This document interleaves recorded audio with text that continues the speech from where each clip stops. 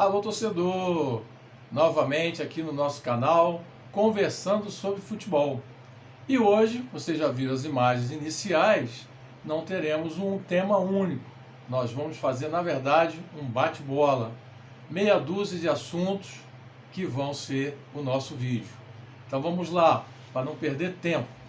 Ano que vem, 2026, ano de Copa do Mundo. Falta aí pouco mais de 15 meses. Então esse é o primeiro assunto. Serão 48 seleções, as sedes são México, Canadá e Estados Unidos, grande parte das partidas deve ser nos Estados Unidos, e 204 seleções começaram o processo das eliminatórias. Então aqui na América do Sul são 10 países, 6 vagas diretas, e a Venezuela nunca foi em uma Copa. Ela tem a chance agora, nessas eliminatórias, chegar em 7º lugar pelo menos, ela vai para o playoff de repescagem. No restante das eliminatórias, a Europa vai contar com 16 vagas, que eles estão formando agora, as eliminatórias começaram em março. 12 grupos com 4 seleções ou 5 seleções, 12 já vão direto, e mais a segunda colocada também fazem um playoff. E aí temos a Ásia, a África, a Oceania pela primeira vez, uma seleção com vaga direta para a Copa do Mundo. Lembrando o detalhe que a Austrália, desde 2006, participa das eliminatórias da Ásia. Isso abriu vaga aí para a Nova Zelândia, que era sempre um rival, a Nova Caledônia também, uma seleção que tem disputado boas campanhas lá nas competições da Oceania. E essa Copa de 2026, com 48 seleções, difere de toda a história da Copa, que vai ter pelo menos 40 dias de competição, geralmente era em torno de 28 dias, 30 dias, e a seleção que for campeã, ou seja, as duas que vão chegar na final, terão jogado 8 partidas, né? Até então, desde 98, as últimas 7 Copas, jogavam-se 7 partidas. Então são 12 grupos de 4, vão classificar as duas primeiras e teremos também os 8 melhores terceiro colocados. Aí nós vamos ter de forma inédita, é óbvio, né, com tanta seleção assim, 16 de finais. São 16 seleções que vão fazer os 16 confrontos, né, 16 confrontos na verdade. E depois as oitavas, como a gente já conhece de tantas outras Copas. Então é isso, 204 seleções começaram o processo, já está começando aí a ficar claro quem tem chance de ir. Aqui na América do Sul já tem 6 seleções à frente, na Europa ainda está começando a fase de grupos e nos outros continentes também já em andamento. Primeiro assunto, damos ok. Nosso segundo assunto de hoje, campeonatos estaduais, mas lá do passado, e aqueles que não terminaram bem. E nisso aí, ó, Rio de Janeiro e São Paulo estão entre os 4 que nós escolhemos. Então vamos lá. 1907, Campeonato Carioca, segunda edição do Campeonato Carioca. Termina o campeonato, todas as rodadas. Fluminense fica em primeiro lugar, mas com a mesma pontuação do Botafogo. O Fluminense tinha melhor saldo e foi o campeão carioca. Mas durante quase 9 décadas, o Botafogo pleiteou também a divisão desse título, porque não havia o critério de se ter uma partida extra. E em 1996, a Federação Carioca, através de um ato administrativo, vamos dizer assim, também deu esse título ao Botafogo. Então eles dividiram o título de 1907. Indo para São Paulo, 1973, 12 clubes participaram do campeonato, o Santos conquistou o primeiro turno em 11 rodadas e a Portuguesa de Desportos conquistou o segundo turno também em 11 rodadas. Jogo único, decisão, Santos e Portuguesa, 0-0, prorrogação 0-0. E nos pênaltis, depois de cada time ter batido 3 pênaltis, o Santos vencia por 2-0. Portanto, mais 2 pênaltis para a Portuguesa, mais para o Santos. Só que o senhor juiz, conhecido da época, Armando Marques, declarou o Santos campeão. Um gravíssimo erro de contagem de pênaltis marcados. A Portuguesa saiu de campo. A federação, dias depois, dividiu o título entre Portuguesa e Santos. Olha só, hein? Rio e São Paulo dentro dessa história. Daí vamos lá para Piauí. Piauí 75, Campeonato Piauiense. O Flamengo, o River e Tiradentes tinham conquistado suas vagas na final que era campeão e vice de cada turno.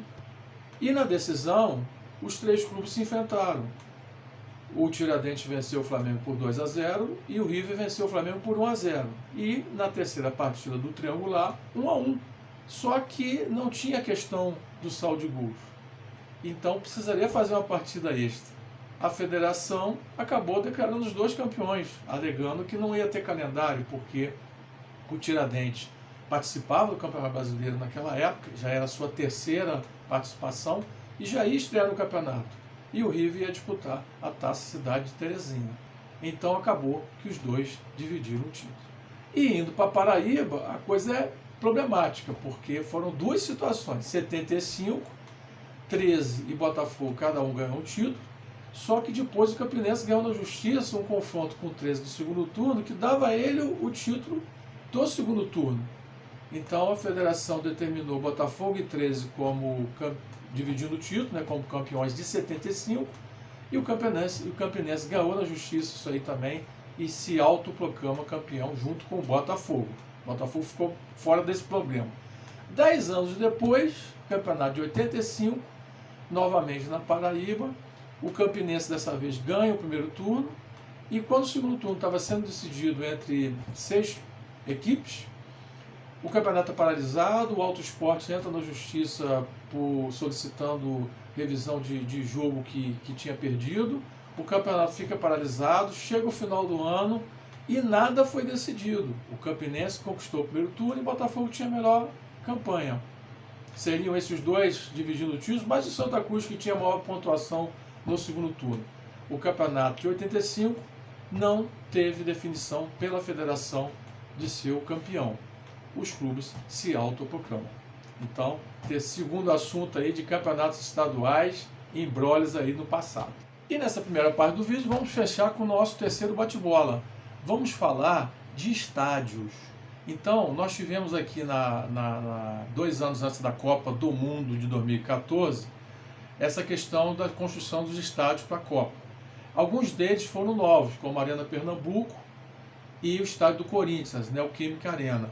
Mas os outros estádios eles foram reconstruídos totalmente, demolidos, como o caso de Cuiabá. O José Fragelli deixou de existir para a Arena Pantanal. Lá em Manaus, o Vivaldão também foi demolido para a construção da Arena Amazonas. E em Natal também, o Machadão foi demolido para a construção da Arena das Dunas. Já o caso lá de Fortaleza, o Castelão, Beira-Rio, lá em Porto Alegre, Salvador, Fonte Nova, esses foram, o próprio Maracanã, no Rio de Janeiro, eles foram parcialmente demolidos e o projeto novo de reforma. Mas o que nós vamos falar, na verdade, é lá da Europa. E a Europa tem casos interessantes de demolição, construção exatamente no mesmo estádio ou até mesmo do lado. O primeiro caso que a gente vai contar aqui, Turim. Turim sempre teve lá, desde os anos 30, o Estádio Olímpico de Turim, onde a Juventus e o Torino jogavam suas partidas. Para a Copa de 90, foi construído o Estádio Delle Alpi, lá na cidade de Turim. Inclusive, o Brasil jogou lá as 4 partidas da Copa de 90, as 3 vitórias na primeira fase e aquela derrota para a Argentina do gol de Canija, aquela jogada do Maradona lá. Então, esse estádio durou aí pouco mais de 13, 14 anos. A Juventus comprou esse estádio para construir o estádio atual, né? Então foi totalmente demolido o Delle Alpi e construído essa Arena Juventus. Indo para Londres, nós também temos o caso do Arsenal, que na verdade o estádio anterior se transformou em residência, em prédios residenciais, e foi construído a uma certa distância o Emirates. Mas o caso do Tottenham, coisa de menos de 10 anos, o estádio começou a ser construído do lado do estádio anterior, White Hart Lane. E a gente vê aí nas fotos como o estádio foi crescendo e foi tomando conta do estádio anterior. Então ficou um belíssimo estádio do Tottenham, construído praticamente em cima, no mesmo local do anterior. E mais outro caso muito interessante, Lisboa. Quando Portugal foi definido para ser a fase final da Eurocopa de 2004, Os três grandes clubes, Lisboa, Benfica, Sport e o Porto, lá na cidade do Porto, tinham que fazer reformas de seus estádios, porque era padrão da UEFA e tinha que ter conforto e tinha que ter uma série de itens a serem cumpridos. E o interessante desses três estádios é que os clubes continuaram usando os seus estádios naquelas temporadas ali de 2002, 2003, 2004. Porque os estádios novos que nós vemos hoje foram construídos imediatamente do lado. Então a gente vai ver aí nas imagens o novo estádio do Benfica sendo construído, do Sport, as demolições, essas imagens que a gente trouxe para você. Então os clubes de Portugal acabaram fazendo de forma que continuaram utilizando seus estádios e os estádios novos estavam sendo construídos imediatamente do lado. Então, muito legal, né, esse assunto aí de construção de estádios. Então chegou o momento, a nossa brincadeira da foto, né? Vamos colocar a foto aí, quero ver quem vai descobrir, quem vai sugerir que jogo é esse aí, aonde foi. Não posso ficar dando dica, mas já tem muito tempo, isso aí já tem pelo menos aí 35 anos atrás, e lá no final do vídeo a gente revela que foto é essa, que jogo e a história toda dela. E seguindo o nosso bate-bola, nós vamos falar de três clubes que existiram, na verdade 2 ainda continuam existindo, mas eles têm o mesmo nome e tiveram que mudar de nome. Chama-se Palestra Itália. 1914 surge o Palestra Itália em São Paulo. Em 21 surge o Palestra Itália de Curitiba. E também em 21 o Palestra Itália de Belo Horizonte. Em 1942 o Brasil estava em guerra e o Brasil fazia parte de um grupo que era contra, tinha conceitos, ideias e defesas diferentes do Japão e da Itália principalmente. Então, o governo brasileiro decretou que nenhuma associação, nenhum time de futebol poderia ter nome relativo à história da Itália. Essa foi a razão, porque a Segunda Guerra colocava o Brasil como oponente da Itália em termos de ideologia, porque na verdade a guerra era na Europa e o Brasil estava aqui na América do Sul. Por essa razão, em 1942 começa a acontecer essa transformação. O Palestra de São Paulo virou Palestra Paulista em 42. Disputou o Campeonato Paulista para depois virar Palmeiras. Lá em Belo Horizonte, o Cruzeiro virou Palestra Mineiro, virou Ipiranga e se tornou Cruzeiro. Já o Palestra de Curitiba virou Paranaense, Comercial, Palmeiras e depois voltou a ser Palestra Itália. Esse Palestra Itália do Paraná, ele existiu até 1971 e ele foi um daqueles três clubes, junto com o Britânia e com o Ferroviário, que formaram a fusão e criou o Colorado. Depois o Colorado fez a fusão com o Pinheiros e virou o Paraná. Então o Palestra Itália se transformou, fez uma união com outros clubes. E Palmeiras e Cruzeiro, todo mundo conhece a história, dois grandes clubes brasileiros, de grandes conquistas e de grande rivalidade. Falando em rivalidade, o Palestra Itália teve vários confrontos, dezenas de confrontos com o Corinthians, com o Santos e com o São Paulo. Qualquer dia a gente fala sobre isso. E o Palestra de Minas Gerais, de Belo Horizonte, também teve pelo menos aí uns 45, 50 confrontos contra o Atlético Mineiro, o clássico antes de Cruzeiro e Atlético. E o Palestra do Paraná teve pelo menos 80 confrontos, tanto contra o Atlético quanto contra o Curitiba. E até mesmo aquele período que se chamou Comercial, se chamou Paranaense, Palmeiras, também aí teve algumas dezenas de confrontos. Então, três palestras, a mesma história, a mesma extinção em 1942, determinados por lei.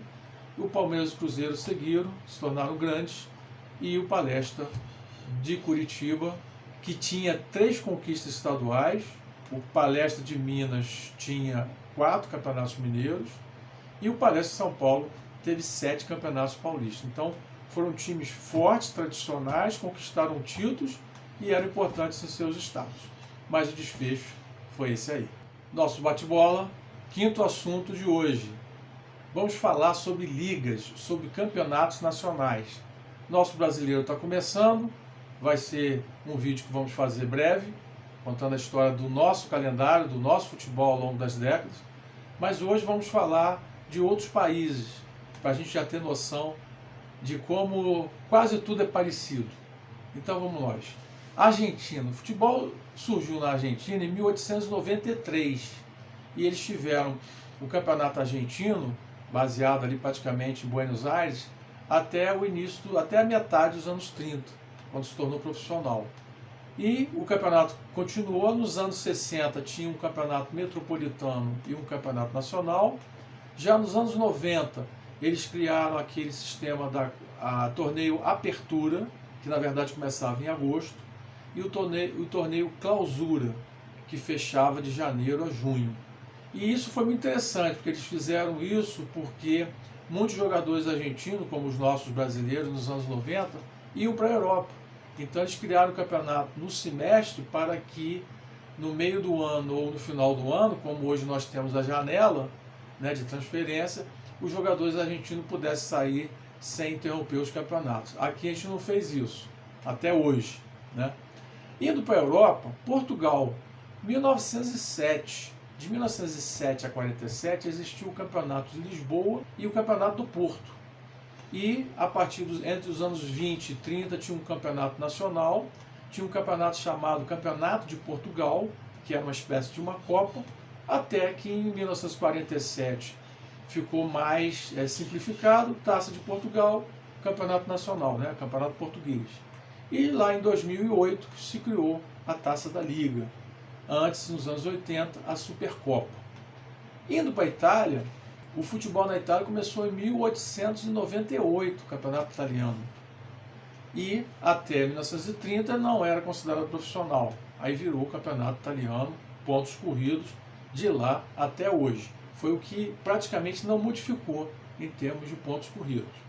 Na Alemanha, em 1902, existia a Copa da Alemanha.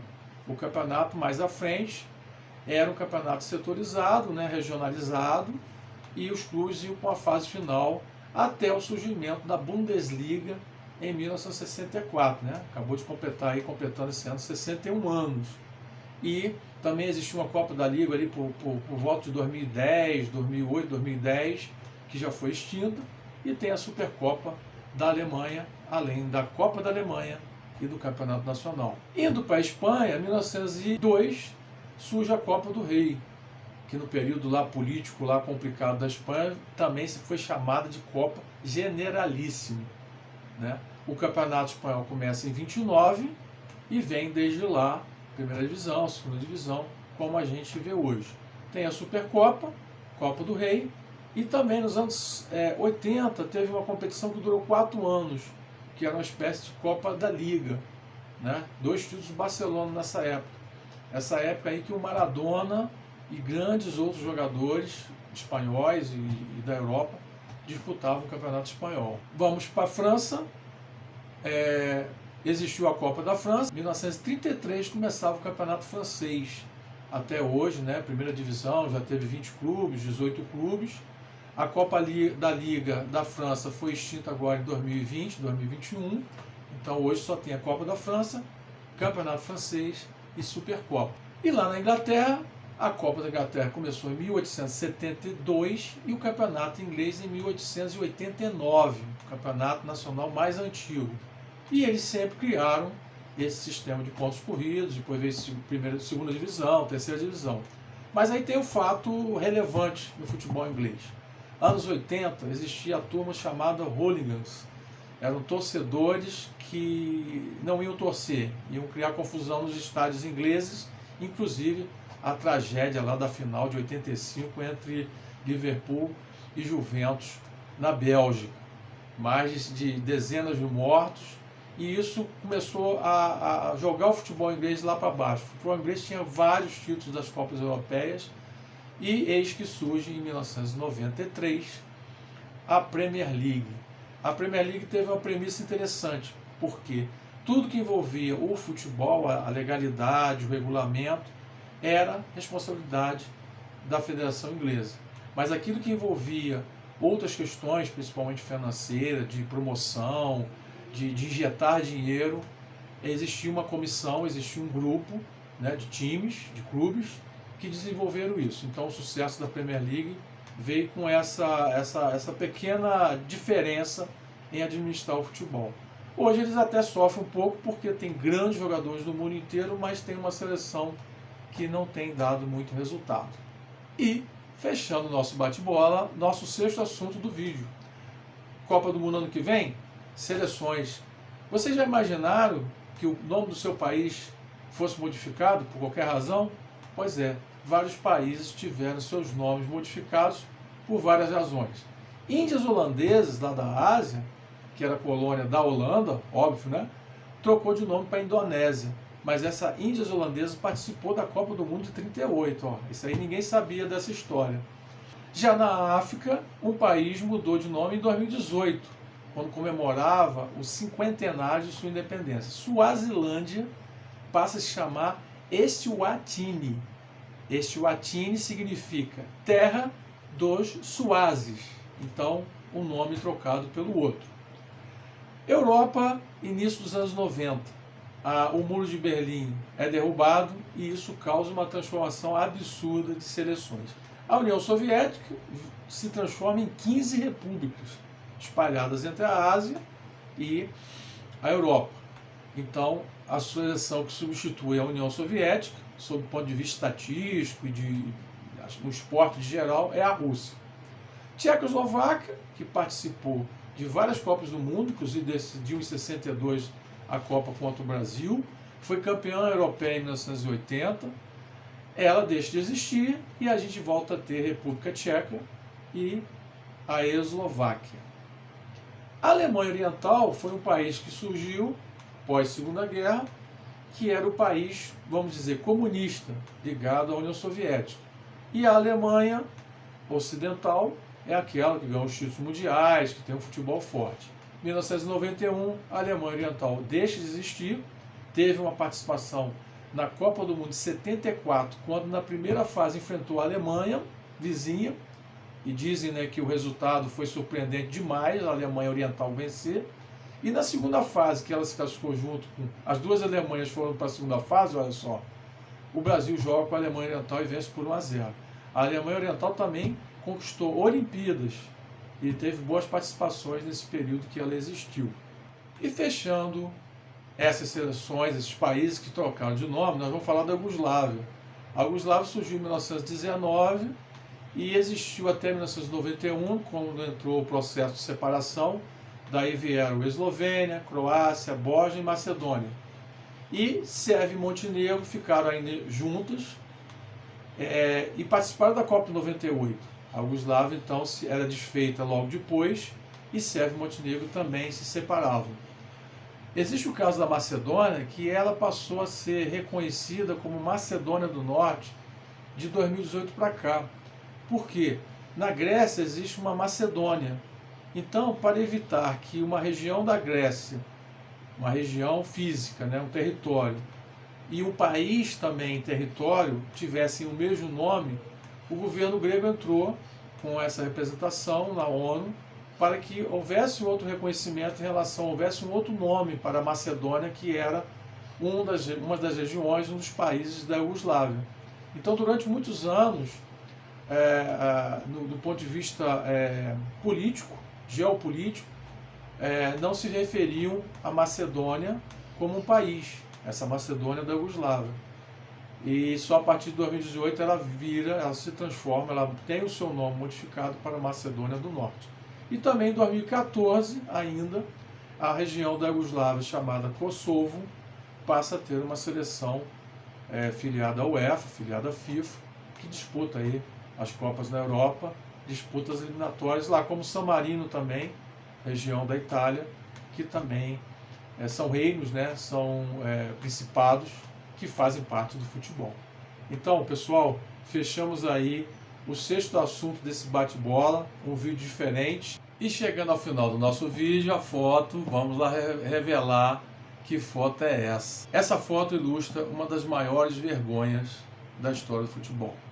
3 de setembro de 89, Maracanã, última rodada das eliminatórias para a Copa de 90. Chile, Brasil e Venezuela faziam parte de um grupo.